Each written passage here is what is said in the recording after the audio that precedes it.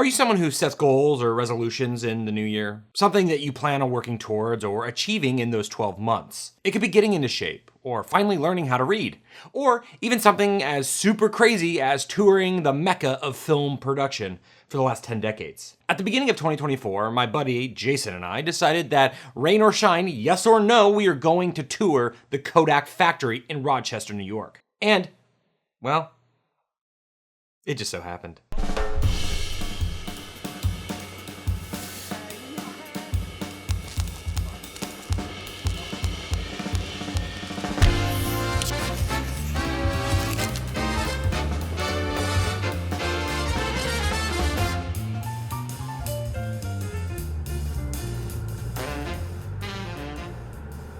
Sometimes life decides to toss you a very healthy looking bone. In October, I was on the East Coast for a film event with Freestyle Photo, and it just so happened to line up exactly perfectly with everyone's schedule to let us hooligans tour the Kodak factory. Our hookup to that tour being none other than Cinestill Steve. That's his official legal name, by the way. All I'd have to do is make my way from North Carolina to meet up with the gang, David, Birgit, and Jason. Once arriving, our host for the evening, Birgit, would be waiting with a single topo for yours truly. At this point, I was exhausted from the past few days, so we decided to wait for Jason to fly in from LA over a few Modelos.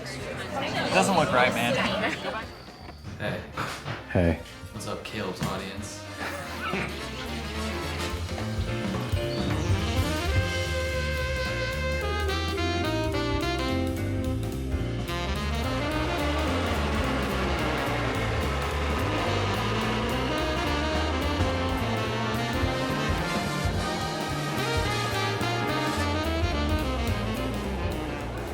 And later that evening, we would have some pizza in the park with my brother, David, and our new friend, Dino. Unfortunately, we couldn't stay out too late because we were heading north that next morning.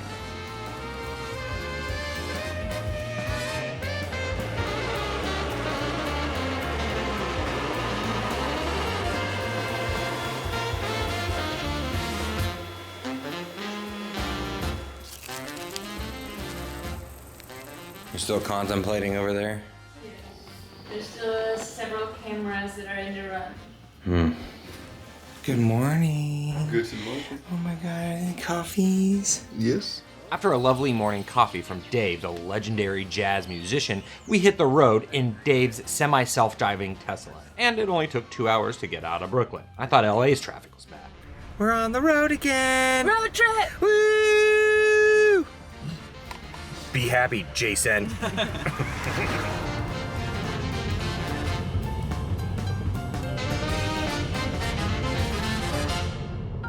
After a few hours of driving, it was time to supercharge our whip. So we used that time to supercharge our own bodies.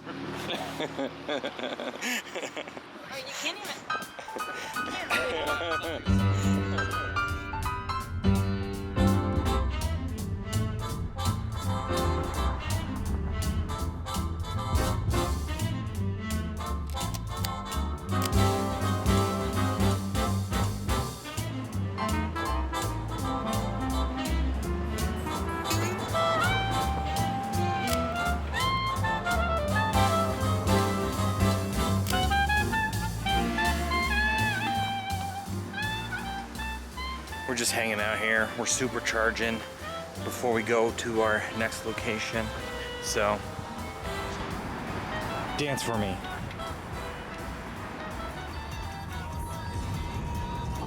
Our first stop this evening would be a cabin right off Lake Ontario. Our buddy Josh was kind enough to house us and hang out with us for the evening while promising some of the best wings around. And if you don't know, wings are my second favorite, right after barbecue. So after another supercharged pit stop, we arrived in Mexico to stock up on some liquor. At this point, the evening light was looking really, really nice, so I had to bust out my camera and start slaying some frames. On this trip, I decided to bring my Mamiya 645, along with my trusty M6. I actually don't travel all that often with my Mamiya 645. I use it mainly for film comparisons because of the interchangeable backs. And, well, I'll get into this camera a little bit later on.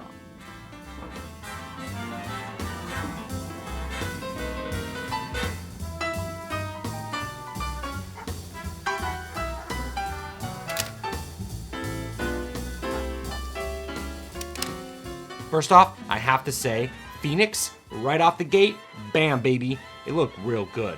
Especially when we stopped off at this barn silo on the side of the road. The light was just right, and you know how I feel about a good looking barn. They're sexy. So yeah, I definitely took more shots on this Phoenix roll, but for some odd reason, they didn't turn out. And well, I can't say that will be the last time this happened, but let's not spoil our sour surprise. Do you know you guys, if you shoot digital, you can check your pictures? Did you know that? Come on. Come on, man. Come on. Oh my god. Oh my god. Dude, there's the water, baby. That does look like an ocean to me. Wow. It's gotta be him. Oh yeah. Oh, there's a bird. Once arriving at the lake house, we met up with our buddy Josh. Not only an avid film photographer, but also just a kick-ass human as well.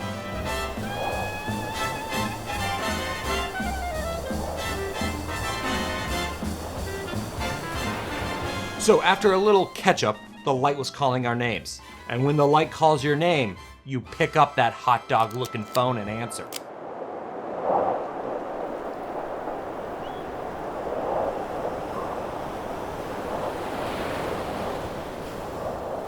I'm not quite sure how this Tri-X got so moody, but these ones of Birgit and Jason against the sea are quite awesome. I love how they are just silhouettes.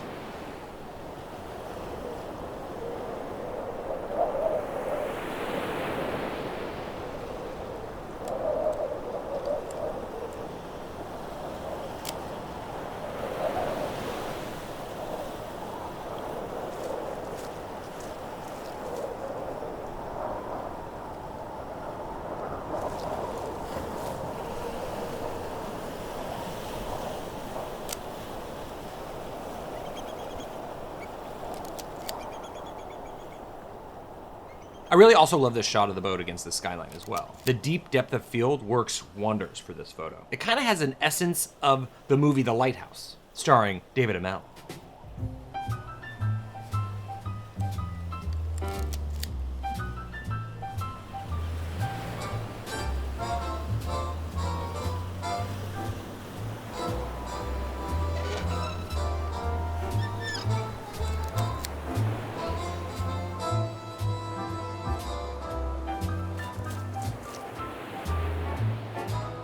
After an awesome photo session, we popped back into the house and downed some delicious wings. And we cracked open a bottle of Natura 1600, $14.99. It's not bad.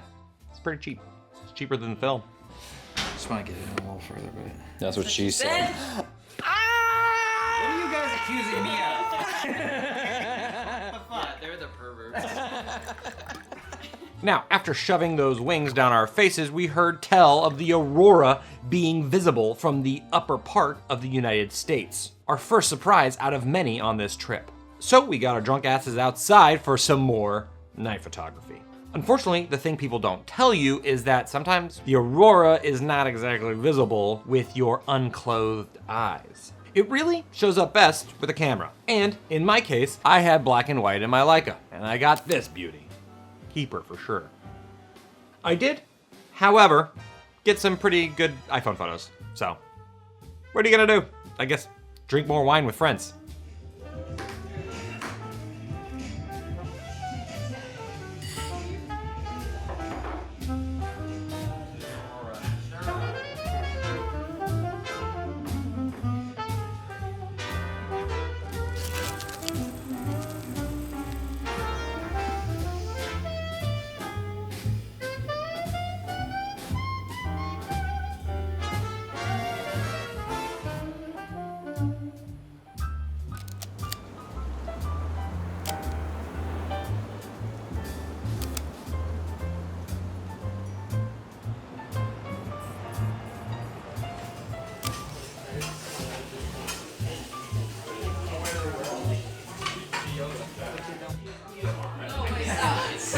Million people have asked me to understand what watch it is.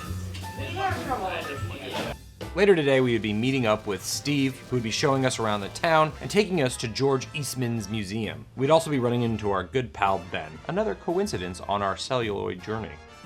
But since we had time on our schedule, when an abandoned building pops out of nowhere, you know, we gotta stop. And oh boy, does this desolate gas station / rest stop just hit so hard. Oh my God, my endorphins skyrocketing on a next level high.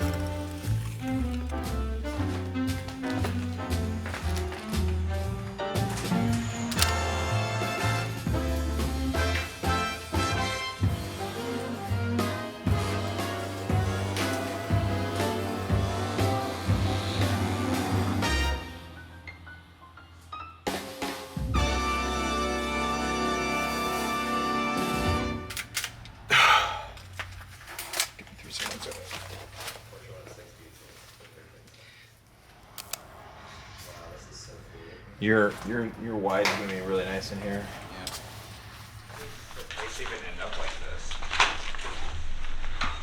Well, you buy property and it doesn't work out for you.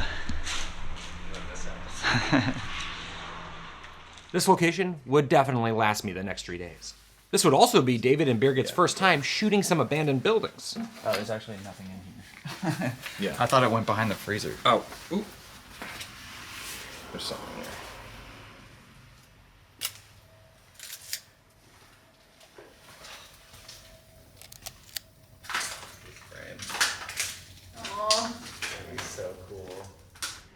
Am I in it right now?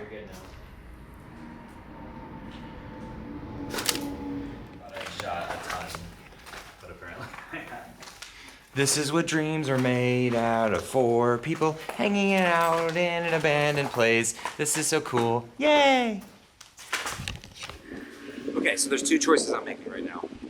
I'm gonna put Aurora 800 in my Leica because there's actually color inside these abandoned buildings.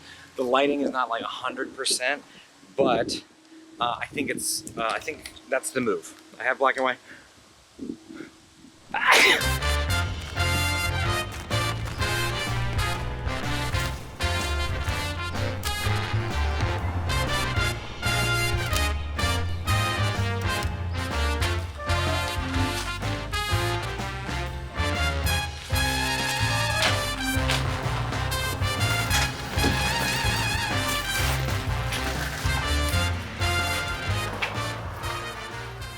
Wow, oh wow, Mother Mary, wow. This diner next door was special and relatively intact.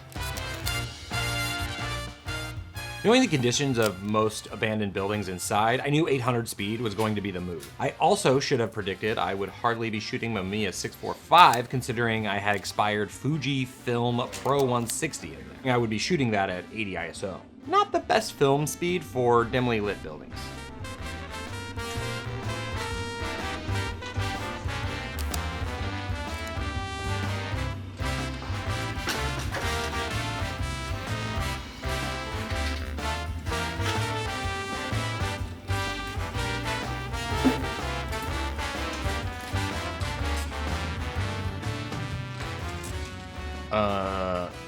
Is that blood? Let's just not with that one.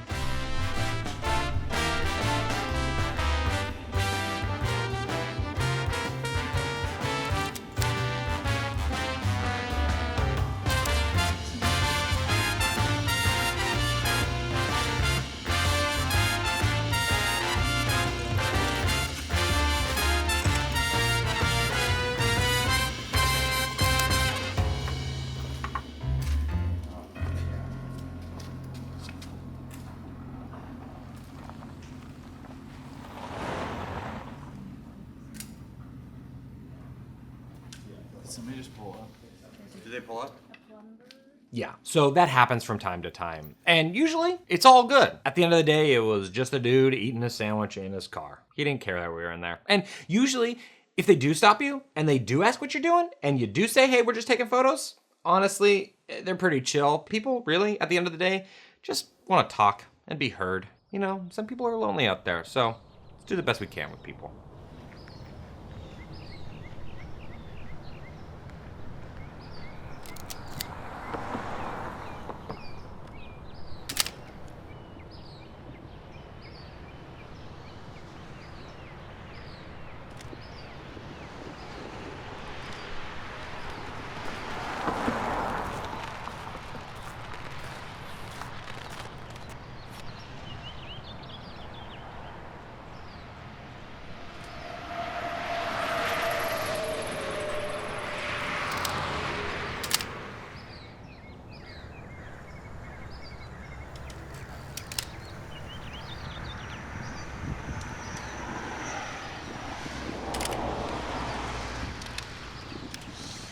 Okay, creaking door, time to go.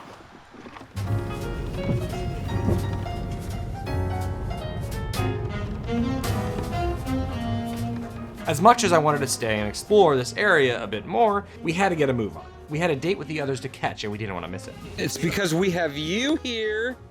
Yeah. That's what's up, dog. Is this what we're doing? Yeah. After meeting up with the peeps at the Cinestill office and stealing a few bricks of film, Steve chaperoned us to our first stop on the Rochester Kodak Tour Extravaganza.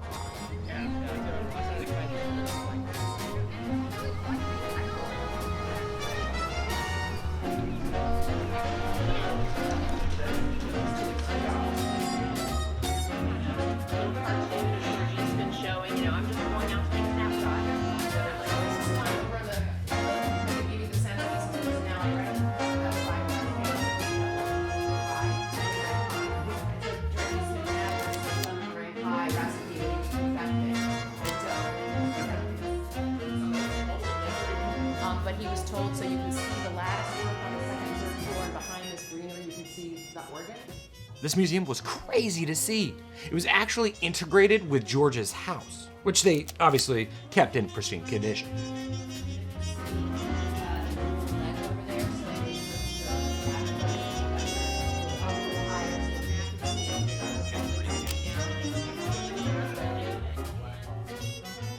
But now that we are this far into our story, I must admit something new. Up until this point, we actually didn't know how much we would be able to see here in Rochester.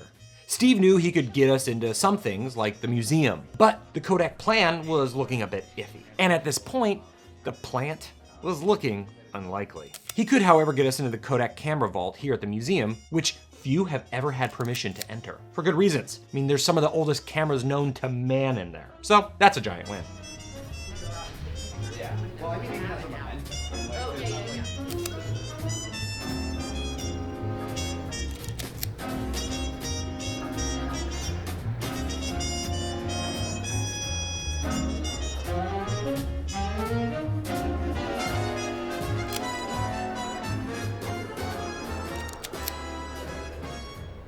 Then the craziest thing happened there in George's house. We ran into Papa Jim, the CEO of Kodak. Also, Papa Jim is what I call him. We're tight like that. First, he thanked us for shooting film. Then he proceeded to ask if we had been to the Kodak factory yet. We all kindly said we didn't have clearance and we would just spend our day crying in bed. Then he said, let me see what I can do. And he walks away as he pulls out his phone. Then we all started to freak out a little bit. I'm not gonna lie, I peed just in preparation. Just a little bit, not a lot, just, you know, just like, oh, well.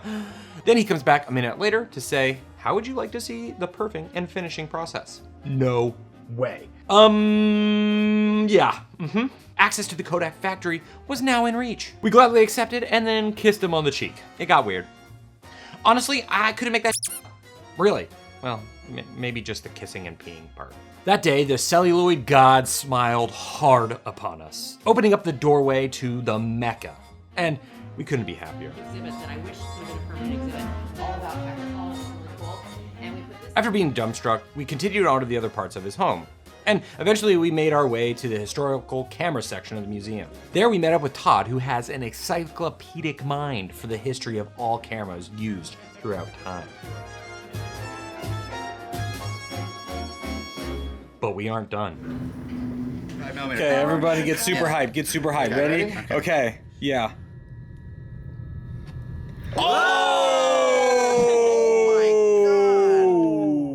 We then descended those pink and blue stairs toward the vault, which was behind like 1,000 different clearance badges. Not even Brad Pitt could break into this vault.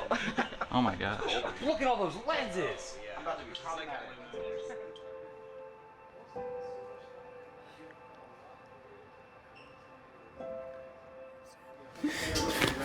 Who's Edison?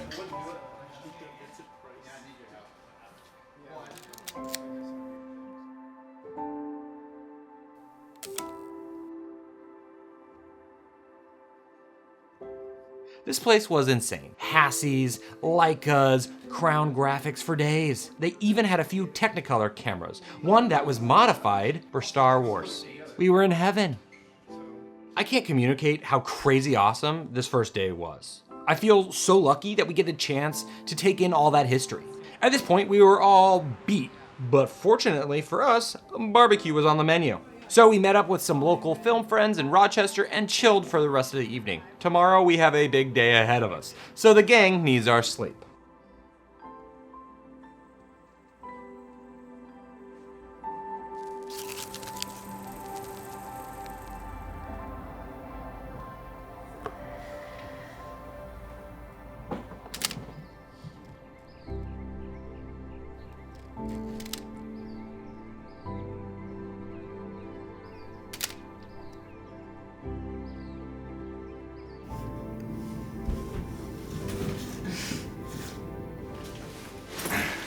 Okay, what's today, guys? Today, we are going to Disneyland. Woo! Disneyland for film nerds! We woke up this morning with the sun shining bright. It would be a good day. So after a very thorough cavity search from a very apathetic guard, we were able to enter the holy premise. Oh my god, we're here at Kodak. Okay, so one thing though is that there's no cameras allowed inside. A little bit of a bummer, but that's okay. I'll figure something out. Well, welcome to Storytime with Caleb. Let's begin. There once was a bunny named Caleb who hopped off to Kodak. His fluffy tail twitched, his heart full of glee. But oops, he tinkled. Just slightly, you see. First to the room where big scissors hum, slicing up film. Oh, what fun. Some strips were tiny, some strips were oh so wide. IMAX was special with black and white pride. Next to the perfing, a magical place where tiny film creatures cut holes with grace. BH and KS, oh what a spree, and something called T-Perf. What could it be? Bunny ears twitched, eyes open wide. What a big world with film side by side. Off to the coffin room, dark and so deep, where slumbering film takes a long, cozy sleep. Resting so still, tucked in so tight, waiting to shine in a camera so bright. Then to the land so special and great, a buzzing bright world called Super 8, where worker bees buzz with hands so keen, building each cartridge a film lover's dream. At last, oh at last, the greatest sight, finishing touches so crisp and bright. Dude, yo, we're in Kodak right now. This is insane. This is so insane. So I couldn't show you a lot of stuff before, but we are now 120 finishing. Wow.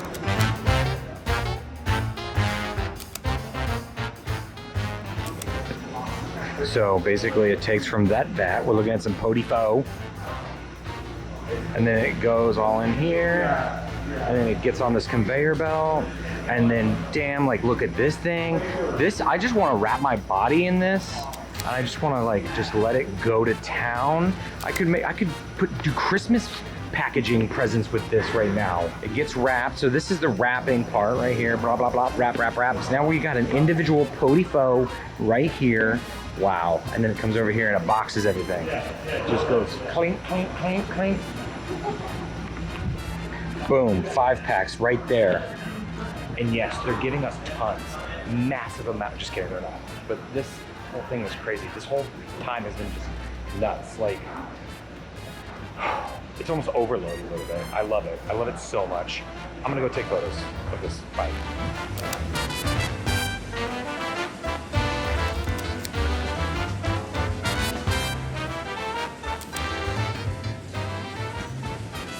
Can you really tell I'm excited here? This place is magic. To see where a lot of the world's film is made is no short of spectacular. Being able to walk around and learning about the different processes and all the different films that go through that facility is fascinating. I did know a good amount of this before, but just seeing in action is just a different thing. Honestly, I could explore that place all day long.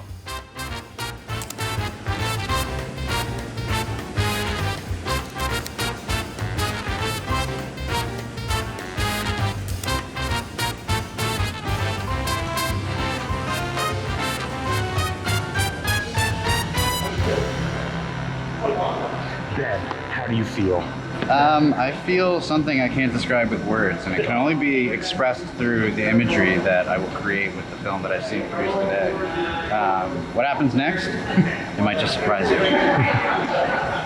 Okay, check out his channel after you finish my video, you know, of course. Yeah. What's up? Hey. Oh, hey. Hey. Hey, girl, hi. Hey, what's up? How you doing?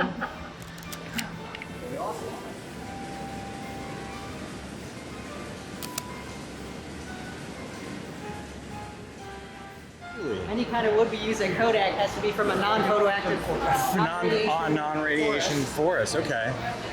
Non-radiated wood caskets.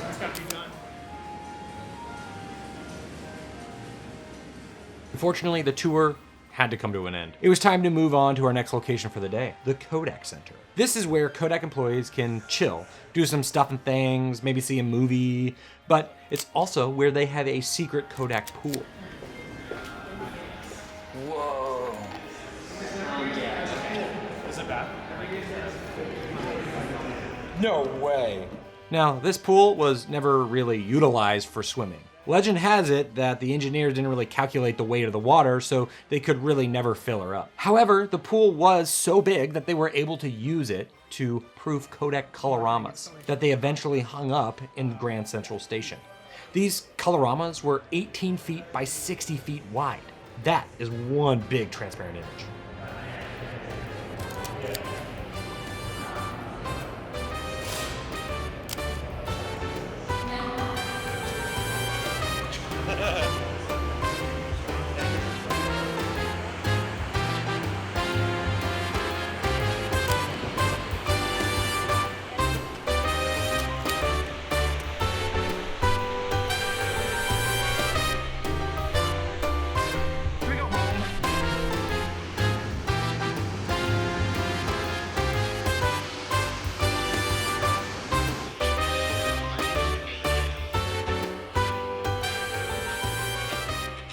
That evening, we went back to the casa to drink some wine with the peeps and partake in our annual photo trip tradition, painting our beautiful nails.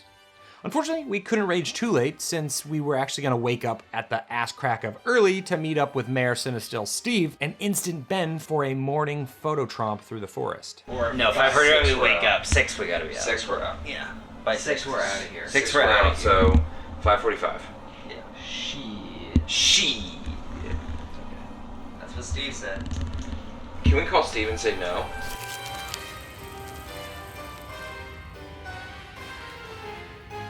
Why do we do this to ourselves?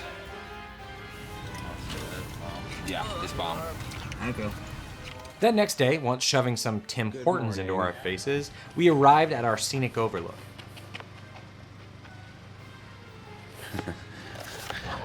They're so awkward. Here I put some Lomo 800 in my Mamiya since the light hadn't quite risen yet, and I figured I would need that extra range that 800 provides. That kind of morning.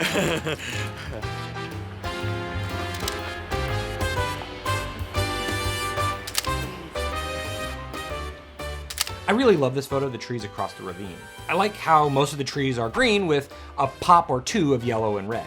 I must admit that Lomo 800 did wonders here with all these fall colors.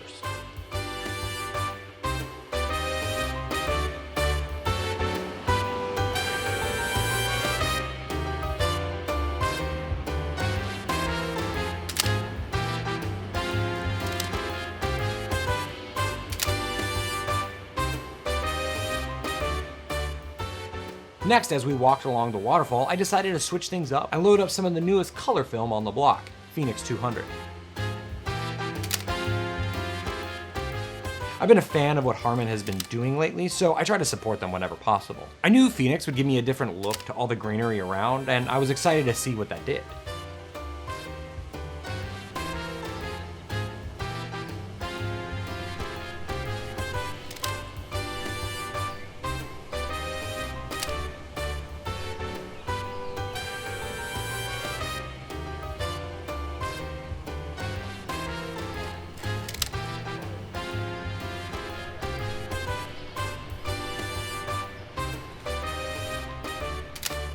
I must admit, I quite like the results so far. Overall, it gave my images a more retro aesthetic as compared to Lomo. But to be honest, I actually didn't expect that. However, these shots of Birgit here are awesome. I think the colors are nice and warm and just so inviting. Phoenix for the win, baby.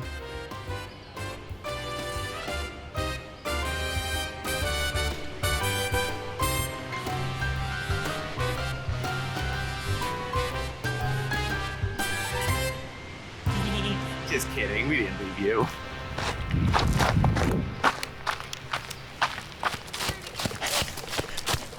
Weird? You're being weird. He's being weird. So sorry.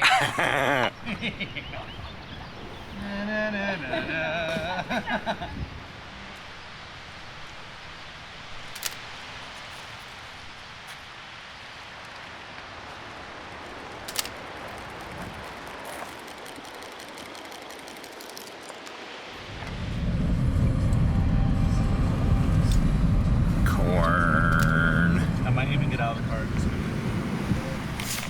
We just had to pull over and shoot this because the light was too good on it. I was just like, yeah, now. Things like this just recharge me, you know? That and coffee.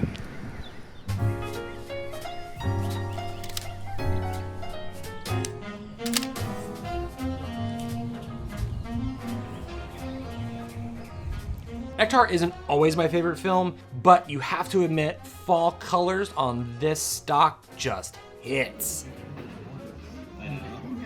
Unfortunately, after breakfast, we needed to say goodbye to our friends Ben and Steve. We needed to make our way back to New York City. Later that evening, we would be staying in the most unique hotels I have ever stayed in. But first, we needed to charge the Tesla, so we stopped off for refreshments at the weirdest named gas station we could find. While we were waiting, we tried some weird-ass candy, and I finally got my hands on the new Oreo-flavored Coke Zero. Something that honestly should have never been created. But I guess we're here anyways. It's the number. Did you get Okay, more? Keep going. What?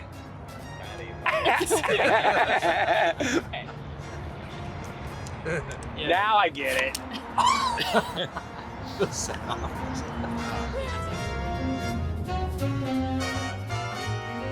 After a few hours of driving, due to the weather not cooperating with us, we arrived at our stay for the evening.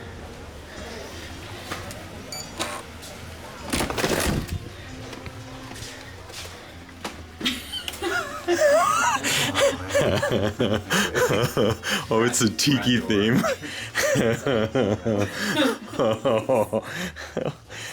So yeah, we stayed in some whipped cream meringue pie type room. One of the weirdest and the most original rooms I have ever seen. Honestly, the craft that went into that ceiling is nothing short of spectacular. So obviously I need to take a photo. There you have it, Internet. He stages his photos. Yeah, I staged these bed pillows. They were already here.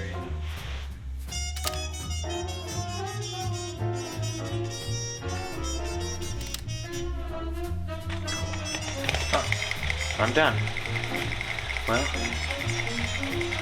now I can put something in, whatever I want. Later that evening, we partook in another tradition, the next episode of the Twilight Saga. Honestly, probably the best out of the bunch so far. Well, here we are again. Oh, it's gonna be the little spoon. Yep. Still meringue.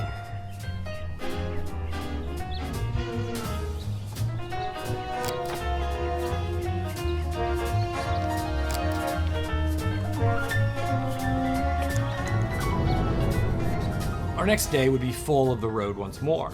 but with an extra abandoned treat that rejuvenated my batteries as if I was plugged into one of those superchargers. But before that recharge, we stopped off at the Felicia Diner. And let me tell you what, I had one of the best oyster mushroom bennies ever. It was so fresh and so delicious, 10 out of 10, I would eat there again. I really like how this diner sign pops against the red trees in the distance. This trip was also the first time I'd be using a green filter to help the green foliage pop, which I think definitely helps. But I'm not quite 100% there with my infrared yet.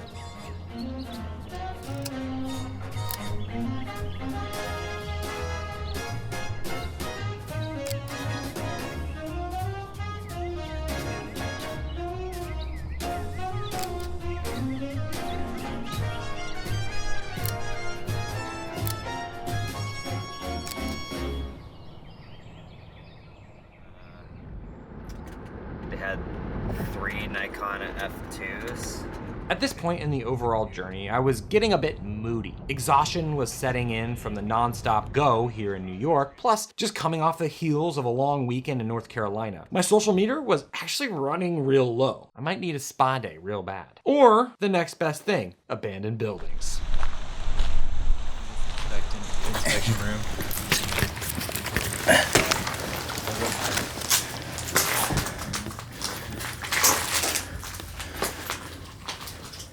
Isn't it cool? Wow. Wow.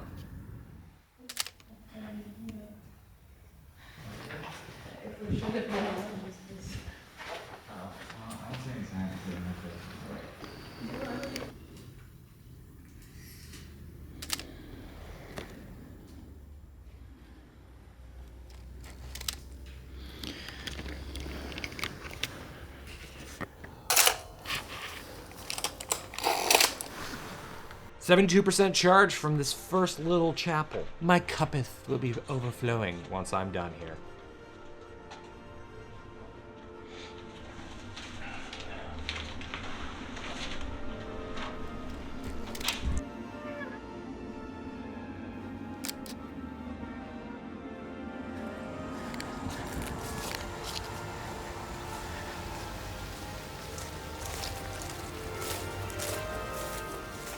I really like this image both on film and IR. It's fun to see the difference in the formats and how that can change your focus.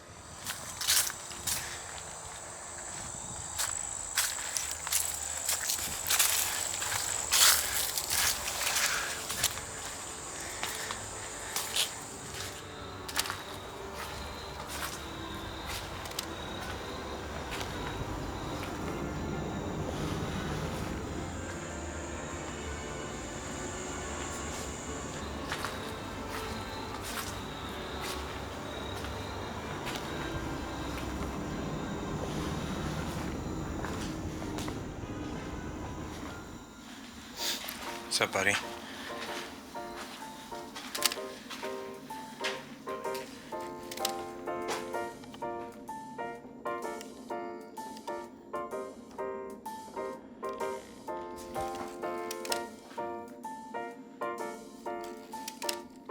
Wow, it is so dark in here.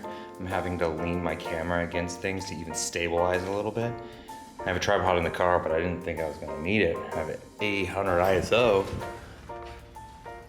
Now, as I look back at all the images, I have a vague recollection that I actually shot more film of some of these scenes that we saw play out as we kept walking through the grounds. And as I got my film back, I received an entirely blank roll. So unfortunately, I'm not quite sure what happened, but it's a total bummer. I guess I'm gonna have to do a test roll on my Mamiya 645. Could have been some of my best work.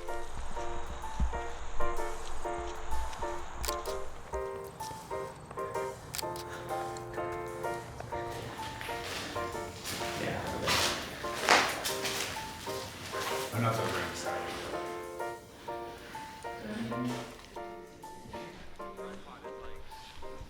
As we walked back to the car, the four of us stumbled upon the last building there, which was just an open space for exploring. And here I popped in some 800T and I went to work. Hey David, can you duck behind that wall?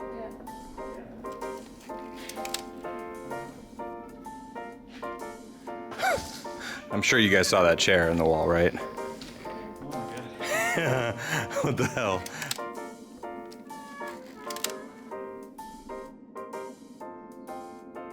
This room was interesting because of all the light that found its way through the open ceiling and windows. It definitely made for some interesting compositions.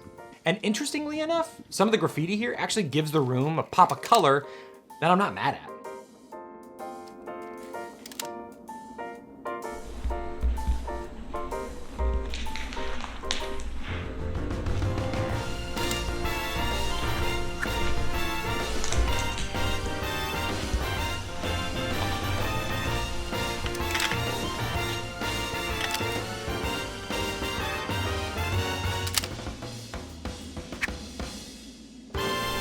Spider.